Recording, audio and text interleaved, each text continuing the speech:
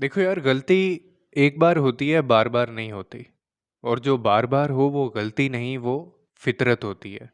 और तुम तो जानते हो कि फ़ितरत कब बदलती है, आज तक कभी किसी की बदली है क्या? और ऐसे इंसान को रिलेशनशिप में होल्ड करने का कोई फ़ायदा भी नहीं होता, बल्कि उल्टा नुकसान होता है। और मेरा मानना तो ये है कि अगर तुम ये कर रहे हो एक ऐसे इंसान के साथ, जो बार-बार गलती कर रहा है, जो बार-बार मौका दे रहा है, तो यहाँ पे फिर तुम गलत हो, वो गलत नहीं है।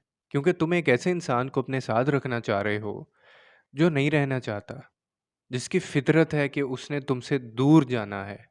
और ये सच है जो तुम्हें मानना है कि ये रिश्ता बाद में क्या ख़त्म होगा, ये रिश्ता ख़त्म हो चुका है।